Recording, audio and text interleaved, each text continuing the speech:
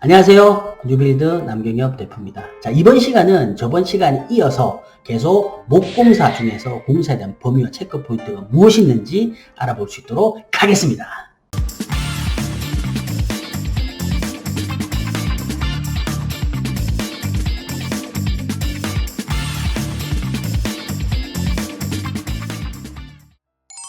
자, 그럼 바로 이어서 진행을 할 텐데, 저번 영상을 못 보신 분들은 위에 링크를 걸어 드릴 테니까 꼭 그거 보시고요. 이번 영상을 보셔야 이해가 좀 더 잘 될 것 같습니다. 그러니까 꼭 먼저 보시고 이번 영상 따라오시기 바랍니다. 자, 진행할게요. 자, 우리가 목공사를 할 때는요, 벽체를 조성하는 것만큼 중요한 게 바로 천정을 조성하는 방법이 있대요. 그 부분에 대한 것들을 알아볼 수 있도록 할게요. 자, 우리가 일반적인 아파트에서는 지붕 대공이나 증보는 없고요. 달대 바지부터 보시면 됩니다. 달대 바지라고 하는 건 뭐냐면요, 이 달대, 이 세로로 있는 이 각재를 걸기 위해서 하지 작업을 하는 것을 달대 바지라고 하고요. 이렇게 달대 바지를 먼저 시공을 하고 이 달대를 설치를 합니다. 그리고 난 뒤에 뭘 하냐면 달대 바지와 동일한 방향으로 진행하는 요게 바로 반자틀 바지라고 하는 거예요. 반자틀 바지라고 하는 건 뭐냐면 반자틀을 걸기 위한 거고, 반자틀은 천정재를 붙이기 위해서 들어가는 하지 작업이라고 보시면 됩니다. 그래서 달대 바지와 달대가 들어가고, 그리고 반자틀 바지와 반자틀이 들어가고 난 뒤에 천장판이 붙여진다. 좀 약간 헷갈리시죠? 이미지를 보면서 제가 설명을 드려볼게요. 지금 이렇게 되는 거예요. 이렇게. 지금 여기 보시면 아까 이야기했던 요게 뭐죠? 요 달대 바지, 요 달대고, 요게 반자틀 바지고, 요게 반자틀이라는 거죠. 그리고 그 위에다가 석고가 됐든 합판이 됐든 이쪽 사진과 같이 판마감을 한다는 겁니다. 이게 천정을 구성하는 요소라고 보면 될 것 같습니다. 자, 이러고 난 뒤에 어떻게 된다? 이 천정에다가 도배가 됐던 도장이 됐던 작업을 진행하는 거죠. 이렇게 알고 계시면 좋을 것 같아요. 자, 그런데 요런 거 있습니다. 요런 거. 이거 뭘까요? 천장에 요새 실링팬 많이 하잖아요. 실링팬. 이 실링팬 같은 경우에는 무거워요. 무겁기 때문에 그냥 만약에 천정에가 석고보드로만 되어 있다라고 하면 설치가 안 됩니다. 왜? 석고보드에는요, 석고보드용 앙카를 박는다고 하더라도 그 무게를 못 이기고 떨어질 수가 있거든요. 위험할 수가 있습니다. 그렇기 때문에 이렇게 실링팬을 설치하거나 또는 무거운 샹들리아 같은 걸 설치할 때는요, 하지 작업이라는 걸 해야 돼요. 하지 작업이라는 건 뭐냐면 석고 대신에 합판으로 작업을 한다는 얘기죠. 바꿔 이야기하면 초기의 설계 단계부터 그 공간에 들어가려고 하는 제품이 무엇인지를 정확히 업체와 협의를 하고 그 부분에 대한 내용이 반영이 돼야 된다는 거죠. 또 하나, 만약에 하지 작업을 해야 된다고 했을 때 거실에 또 뭐가 있을까요? 바로 TV 붙는 부분입니다. 자, 여기가 만약에 일반 온백이라고 하면 브라켓을 거는데 큰 문제가 없는데요. 만약에 뒤에가 스터드와 석고보드로만 조성되어 있는 벽체라고 하면 여기에다가 브라켓을 아무리 받아도 떨어질 수 있는 위험이 있습니다. 그렇기 때문에 만약에 인테리어 공사를 하시다가 이 벽체 자체가 석고보드로 되어 있는 벽체라고 하면 TV 자리에 하지 합판을 꼭 설치를 해달라고 요구를 하셔야 됩니다. 자, 그런데 이런 문제 많습니다. 이게 무슨 상황이냐면 철거를 했는데 이 몰딩을 뜯으면서 같이 있는 석고보드가 다 뜯어져 나가는 경우들이 많아요. 오래된 주택은 이런 경우가 많은데요. 이게 되게 난감해요. 소비자, 고객분들은 몰딩만 교체를 해달라고 그랬는데 몰딩 교체해달라고 그랬더니 천정에 보수 작업비가 들어가는 경우가 생기거든요. 공사를 조금 해보신 분들이라면 당연히 이런 하자가 발생할 것을 예상을 하고 비용을 넣을 수밖에 없다라는 거죠. 그리고 이제 우리가 그 목공사 중에 천정을 조성하는 거는 천정 자체를 조성하는 것 이외에도 간접 등박스를 만드는 경우들도 있습니다. 이게 무슨 얘기냐면, 이 기존 모습은 어떻게 되어 있습니까? 여기에 등박스가 없어요. 그냥 단천정 형태로 되어 있는 거죠. 우물천장 형태로만 되어 있는 건데, 요게 이제 이렇게 바뀐다는 거죠. 무슨 얘기냐면, 옛날 같은 경우에는요, 무조건 거실은 밝아야 되잖아요. 그렇기 때문에 등도 막 여러 개 설치하고 무조건 밝게, 하얗게, 주황색 막 이런 거 썼는데, 요새 같은 경우는 약간 트렌드가 바뀌었어요. 굳이 너무 밝아야 될 필요가 없다라고 하면 간접으로만 조정을 하면서 다운라이트로 포인트를 주는 경우가 많습니다. 여기도 똑같은 사례인데요. 지금 보시는 것처럼 중앙에 있는 등을 아예 없애버리고요. 여기 간접으로만 만듭니다. 요 작업을 누가 하냐면 바로 목수가 목공 작업을 하는 겁니다. 지금 보는 것처럼 요렇게 기존에 있는 거에서 날개를 요렇게 기역자로 꺾어서 만드는 거죠.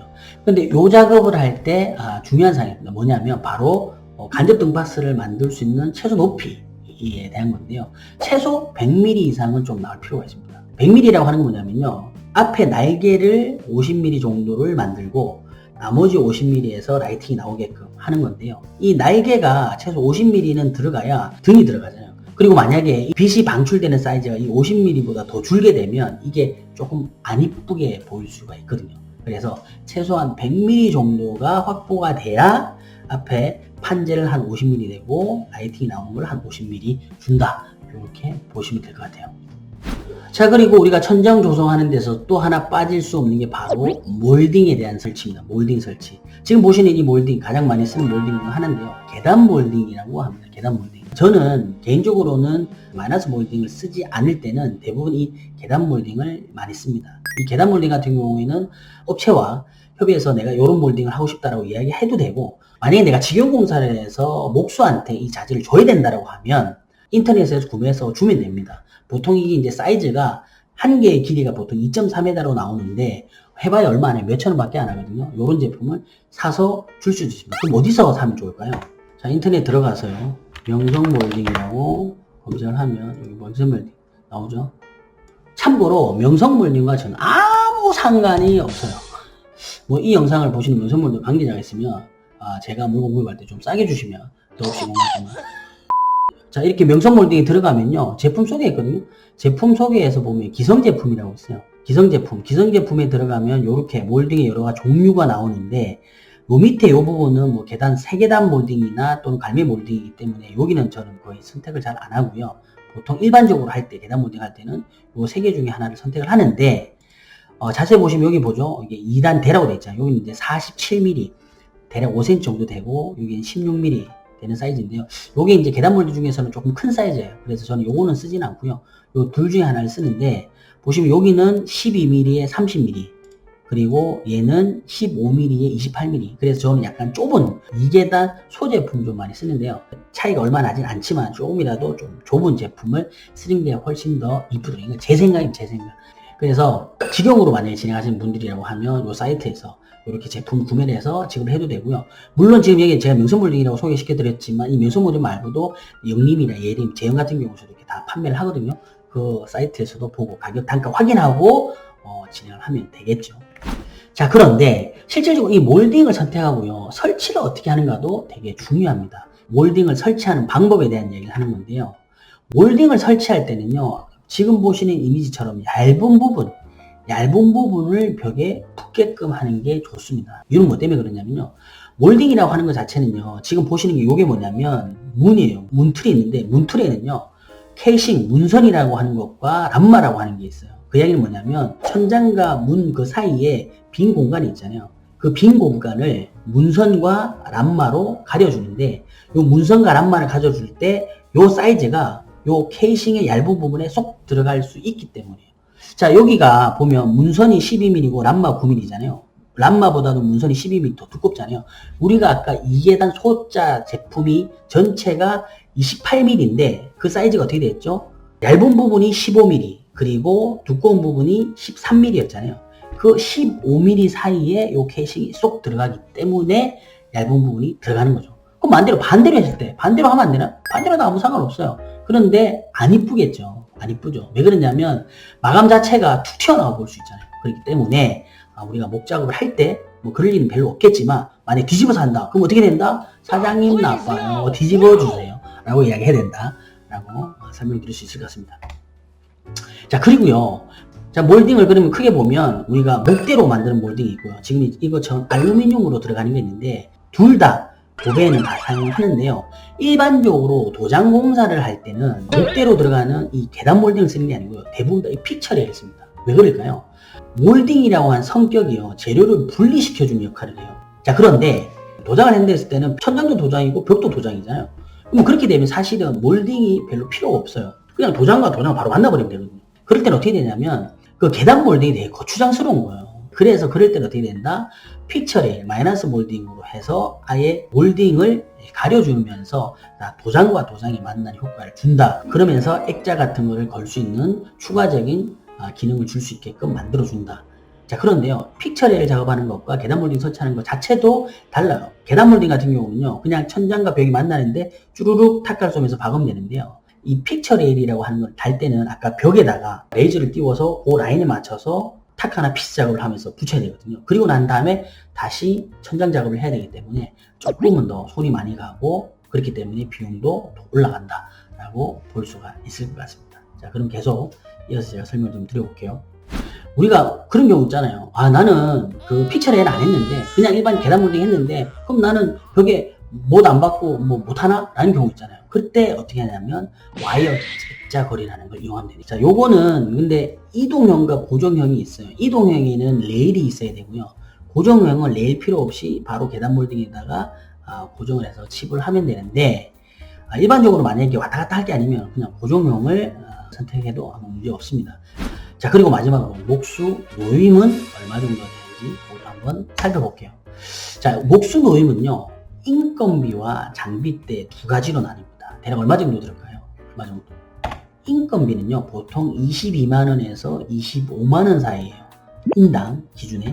그리고 장비대는 9만원에서 12만원 정도 들어갑니다. 자, 그런데 계산하는 방법이 어떻게 되냐면, 예를 들어서 이틀 동안 3명이서 작업을 했다라고 하면 어떻게 될까요?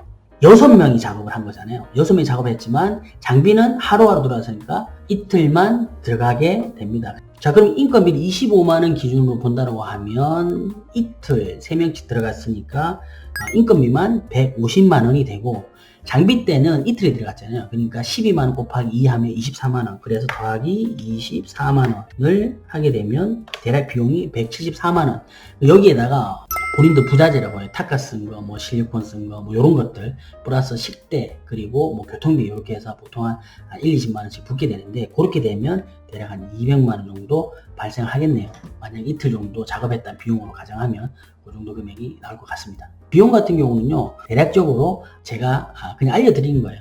이렇게 가격은 얼마인지 알았어요. 근데 그럼 실질적으로 이런 어떤 목수분들을 어디서 가냐? 이게 정말 어려워요. 정말 어렵습니다. 왜 그러냐면 이게 실력들도 천차만별이고 정말 잘하는지 못하는지를 알 수가 없어요. 일반적인 초보자들이나 일반인들은. 그렇기 때문에 이게 정말 어디서 어떻게 구해라라고 설명드리기가 좀 애매해요. 대부분 뭐 SNS상 온라인이나 카페 같은 데 보면 본인 스스로가 뭐 이렇게 목수 경력 얼마 이렇게 올리는 사이트들이 많잖아요. 그래서 10명 중에 반 정도는 실패하는 경우가 있습니다. 왜 그러냐면 제대로 된 목수가 아닌 사람들이 돈을 받고 공사를 하고 잘못됐을 때 잠적해버리는 경우가 많기 때문에 정말 이거는 뭐 어떻게 할 수가 없어요.